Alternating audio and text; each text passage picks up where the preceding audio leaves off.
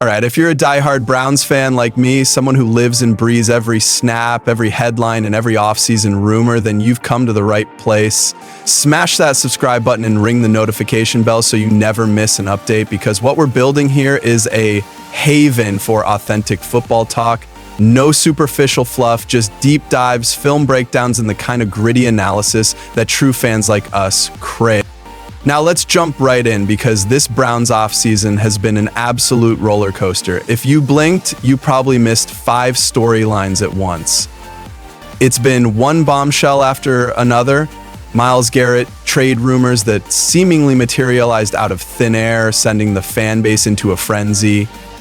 The nail-biting contract extension saga that had us all refreshing Twitter like it was the stock market. And let's not even get started on the never-ending quarterback carousel, because, let's face it, that drama never really leaves Cleveland, does it? But here's what I really want to highlight today. Something that's flown under the radar while everyone's been laser-focused on the big names and flashy headlines. The Browns have been making some stealthy, surgical moves that could quietly shape the entire 2025 season. These are the types of acquisitions that don't dominate social media, but they win you games in November and December. One of those moves, Malik Collins. I know he's not a jersey seller or a headline stealer, but let me say this straight. The Malik Collins signing might just be one of the savviest, most calculated decisions this front office has made in years. Here's the backstory. Collins hit the market after a surprising decision by the San Francisco 49ers. He still had a year on his contract, but they let him walk to clear cap space, trying to juggle the payroll for guys like Brock Purdy and George Kittle. It wasn't a performance issue. It was purely a financial maneuver. And what did the Browns do? They pounced. They inked Collins to a 2-year, $20 million 0-cents deal. That's not just filling a hole. That's replacing Dalvin Tomlinson and injecting veteran leadership into a defensive front that already looks ferocious on paper. And the fit? Absolutely seamless. Collins thrives in an aggressive attacking scheme, exactly what Jim Schwartz is known for. I've dissected the tape, and here's what jumps out. Collins doesn't just occupy blockers, he penetrates, he disrupts. Over the past 4 seasons, he's ranked in the top quartile of all interior defensive linemen for pass rush grades per PFF, consistently scoring above a 70. In 2024 alone, he was 7th in the league in pass rush win rate among interior linemen. That's not just serviceable, that's disruptive. And in Schwartz's defense, that's the kind of havoc we need. Imagine it. Myles Garrett coming off the edge, Collins collapsing the pocket up the middle. Quarterbacks are going to have nowhere to step up, nowhere to run. Add in Mason Graham, our first-round pick, already flashing the potential to be an every down force. And suddenly you've got a trio that can wreak havoc on any offensive line. But let's be real, Collins isn't perfect. His run defense grades over the past 2 seasons have been disappointing, hovering in the 40s near the bottom of the league. That's a legitimate concern. You don't want to get steamrolled on early downs and rely on your pass rush to bail you out on third, but here's where I see a silver lining. Environment matters. Fit matters. So take a second, subscribe, hit that like button, and drop your thoughts in the comments. Thank you for the support. Back to Collins. In San Francisco, he was asked to do things that didn't align with his strengths. In Cleveland, he'll be unleashed to attack, to shoot gaps, to wreak havoc. That's Schwartz's philosophy, and if Collins embraces it, and I think he will, we could see his run defense rebound. Maybe not elite, but good enough to keep him on the field in all situations. And that's the key. When you think about the depth we now have with Garrett, Collins, Graham, and players like Okoronkwo in the mix, you're looking at one of the deepest defensive lines in the AFC, maybe even the entire NFL. And in the AFC North, where every game is a trench war, that's how you win in January. Let's not overlook the leadership aspect either. Collins isn't just a body, he's a seasoned pro entering his 10th season. He's seen every type of offensive line, every scheme. That experience, It's gold for a young player like Mason Graham, someone who can mentor him on film study, body maintenance, and how to approach the daily grind like a professional. Sure, there's risk. Collins is 30, and for defensive linemen, that's often when decline starts to creep in. We'll need to manage his snaps, keep him fresh, but if we rotate him strategically and keep him healthy, I truly believe this could be one of the most impactful signings in the entire league. Now here's the twist. While everyone's buzzing about Garrett's contract drama or the latest quarterback controversy, I think the real masterpiece of this offseason could be the Malik Collins signing. It's not flashy, it's not loud, but it's smart. It's the kind of move that championship caliber front offices make. Build depth, add experience, fill a need with a player who still has plenty left in the tank. That's how winning teams are built. And speaking of Garrett, let's talk about the whispers coming out of Cleveland. When I say whispers, I mean the kind that usually turn into smoke, and where there's smoke, there's usually fire. Word is, Garrett is absolutely livid, furious over a comment made behind closed doors, and it wasn't just any comment. It was reportedly about Shedeur Sanders, the rising star quarterback from Colorado. We don't know exactly who said it or the precise wording, but insiders are calling it disrespectful and dismissive, and let's just say Garrett didn't take that lightly.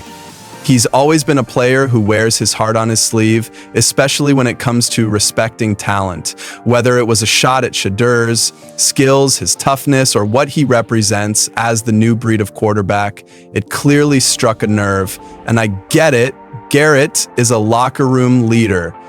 He's endured enough dysfunction in Cleveland to understand how quickly a fractured locker room can derail a season. He believes in mutual respect, rookie or veteran, quarterback or lineman. This type of comment, it could rattle the entire vibe in that defensive room.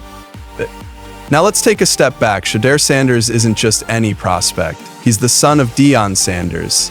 He's got the arm, the poise, the leadership intangibles that scouts love. Beyond him, Martin Emerson shows promise and Greg Newsome flashes potential, but neither has consistently given you that lockdown confidence week in and week out. But drop Alexander's name into the mix, and suddenly everything changes. Alexander is a corner with elite ball skills and some of the best recovery speed in the game. His ability to rebound mid-route is a rarity. When healthy, he performs at a Pro Bowl level. Just look at his 2022 campaign. 56 tackles, 14 pass deflections, 5 interceptions. These are the hallmarks of a shutdown cornerback. No debate. But here's the catch. Consistency has been elusive. He played only 4 games in 2021, 7 in 2023, and 2020 was no different. His only fully healthy stretch came in 2022. That's the risk profile. And then there's the financial reality. Alexander commands a premium salary, $21 million, 0 cents per year, making him one of the highest paid corners in the league. Worse still, last season, none of that was guaranteed. The Packers didn't trust his availability enough to commit.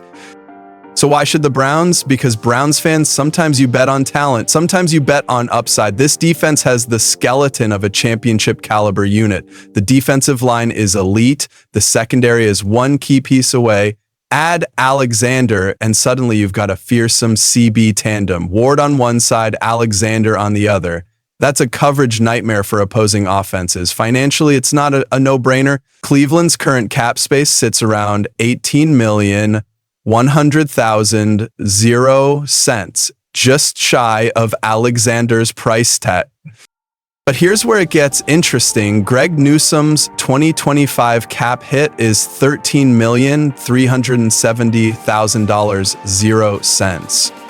Trade Newsome, free up space, and suddenly you're working with over $30 million, 0 cents in cap flexibility. You could sign Alexander to a 1-year prove-it deal, manage your risk, and potentially supercharge your secondary. Let's be honest, Newsome has had his share of blown coverages. He's not the worst corner by any means, but if you're asking which player gives the Browns the best shot to lock down the AFC's top receivers, the answer is Jaire Alexander, 10 times out of 10. Now, let's flip the coin. Does Alexander even want to come to Cleveland? Interest is sky high. Sources say the Cowboys, Ravens, 49ers, Dolphins, and Vikings are all circling. These aren't bottom feeders. They're legitimate playoff contenders seeking that final piece in their secondary. But don't discount Cleveland. Here, Alexander wouldn't just be another piece in the puzzle. He'd be the piece, the game changer, the centerpiece of a defense that already wreaks havoc in the trenches. Slide him in next to Denzel Ward, shift Emerson into the slot, and now you've got versatility, depth, and a unit that can take on anyone. That's how you rattle Mahomes. That's how you shut down Joe Burrow. That's how you make a deep playoff run. This move isn't simple. It's not a guarantee, but it's absolutely possible. And the upside is monumental. It's the kind of signing that elevates the entire defense and hands the front office a victory that reverberates all the way to the postseason. So now I'm turning the question over to you. Should the Browns make this move? Go after Jaire Alexander. Could this be the piece we've been missing? Or is the risk simply too steep? Drop your take in the comments right now. Let's delve deeper into this scenario. If Andrew Berry and Kevin Stefanski decide to pull the trigger and bring Jaire Alexander to Cleveland, the message is crystal clear. They're doubling down on defense. They're reinforcing the very identity that has defined this team in the post-Baker era. If Deshaun Watson's return to elite form remains uncertain, this front office might be declaring, fine, we'll win with defense and we'll do it better than anyone else. Picture it, Week 1, 2025. The defense lines up with Myles Garrett and Shedeur Smith wreaking havoc on the edges, Jeremiah Owusu-Koramoah flying around as a heat-seeking missile in the middle, Denzel Ward locking down one sideline and on the other. Jaire Alexander, that's no longer just a good unit. That's championship caliber. You can feel it. The statement it sends to every AFC offense. You're not going to out-scheme us. You're not going to slice us up with quick passes. And you're not going to get comfort. That's how you win playoff games in Buffalo. That's how you neutralize Miami's speed and Baltimore's unpredictability. That's how you beat Kansas City, by keeping Mahomes guessing, harassed, and covered. Let's revisit the trade mechanics. Yes, parting ways with Greg Newsome would sting for some fans, a former first-round pick who's made his share of plays. But this is where the cold, calculated side of roster building takes over. Newsome's $13,370,000 0 cents cap hit in 2025 isn't a luxury if he's not consistently performing at a high level. If you can flip that cap space into an elite talent like Alexander, even on a short-term deal, the math makes sense. A one-year contract mitigates long-term risk and maximizes the team's win-now window. Rarely do you get the chance to upgrade a premium position like cornerback without surrendering draft picks. Alexander is a street free agent, no trade compensation, no draft capital. That's a rare opportunity, and at just 27 years old, he's still in his prime. Of course, it all hinges on one critical factor: health. This is the X factor you can't ignore. You don't miss 20-plus games in 3 seasons by accident. Alexander's shoulder has been a consistent issue, and once the injuries pile up, the red flags fly high. That's where the Browns' medical staff and front office must do their due diligence. They need to be absolutely convinced he can stay on the field for the majority of the season. But let's not pretend the Browns haven't made big bets before. Remember the skepticism surrounding the Deshaun Watson trade? The team pulled the trigger, controversial as it was, because they believed in the upside. This is different, yes, but the principle is the same. If you believe a player gives you a legitimate shot at winning big, you take the swing, you live with the consequences. Then there's the locker room dynamic. Jaire Alexander is vocal. He's challenged teammates, called out coaches, and pushed boundaries. But that edge, that fire, might be exactly what this Browns secondary needs, as long as it's harnessed. Jim Schwartz, the defensive coordinator, has navigated big personalities before. He's the type of coach who thrives on fire, not fear. He could be the perfect mentor to channel Alexander's passion into production. Meanwhile, fans are divided. Social media is buzzing. Some want to keep the current core intact, Newsome, Emerson, Ward. Others see a chance to strike and want Barry to go for it. And you can't blame either side, but the deeper you look, the more you realize opportunities like this are rare, the cap is manageable, the talent is undeniable, the need is real. We've seen what happens when the Browns let bold moves pass them by, and we've seen what happens when they pounce on the right one. This could be that moment. The moment Cleveland takes a daring swing and puts the AFC on notice. Because this isn't just about adding depth, it's about forging dominance. If the Browns land Jaire Alexander and he stays healthy, you're looking at a defense that could lead the league, if not in total yardage, then in third down stops, red zone efficiency, and interceptions. That's how impactful this addition could be. Would you bet it all on Jaire Alexander? Would you move Newsome or Emerson to make it happen? Let us know in the comments. And don't forget to like this video and subscribe to the channel. Go Browns. Can you fathom that a quarterback who tumbled from a projected first-round selection to a fifth-round afterthought might become trade bait before even taking a single professional snap? Welcome to the Cleveland Browns, where drama never takes a nap and the quarterback carousel spins faster than a turbocharged blender. The situation in Ohio is absolutely electric. According to reports from Heavy.com and swelling speculation across NFL media circles, the Browns are allegedly considering a blockbuster trade that would reverberate across the league. Shedeur Sanders plus a fourth-round draft pick to the Indianapolis Colts in exchange for Anthony Richardson. That's the Shedeur Sanders, who was once touted as a potential top 5 pick before plummeting to the 5th round due to attitude questions, suspect interviews, and what some scouts called red flags bigger than caution tape. The timing of this rumor is borderline surreal. We're talking about a rookie who hasn't even completed his first minicamp, hasn't thrown a single pass in anger, and he's already being dangled as trade fodder. Here comes the juicy poetic irony that makes this story prime NFL drama. Joe Flacco, the 40-year-old journeyman who single-handedly salvaged the Browns' 2023 season from implosion, is witnessing this entire circus unfold with that trademark sardonic grin only a Super Bowl MVP can deliver. This isn't your garden variety offseason chatter. This trade speculation is gasoline on an already roaring fire. The Browns' quarterback room is more crowded than a Black Friday sale at Walmart. Flacco, Kenny Pickett, Dylan Gabriel, Sanders, and the looming specter of Deshaun Watson, nursing 2 Achilles tears and carrying a $230 million, 0-cents guaranteed contract that's aging like a milk carton in the sun. Let's relish the comedic gold in this situation. Joe Flacco's reactions alone deserve an Emmy. First, the revelation that had me doubled over in laughter. Flacco admitted he only found out about the Browns drafting Sanders when his wife casually mentioned it. Like telling him the dog needed a bath. Picture it. The same man who rescued Cleveland's season from quarterback purgatory, discovering his supposed heir apparent through spousal notification. The deadpan delivery, pure gold. But then, pure comedic platinum. During a recent OTA, Sanders asked Flacco if he'd ever hit that dance and proceeded to demonstrate some TikTok-worthy moves that probably already have their own hashtags. Flacco's response was delivered with all the enthusiasm of a parking meter. Definitely not. I don't think I've ever done a public dance move in my life. Ladies and gentlemen, this is Shakespearean-level comedy.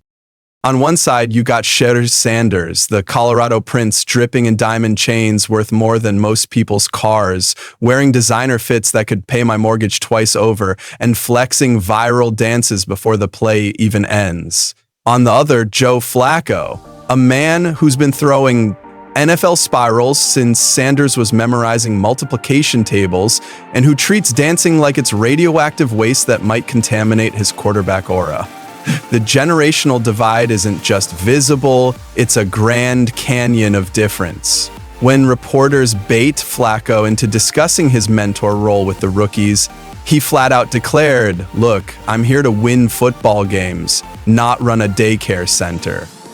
The man refuses to accept the veteran babysitter role because he genuinely believes he's still the best quarterback in that room, and he might just be right.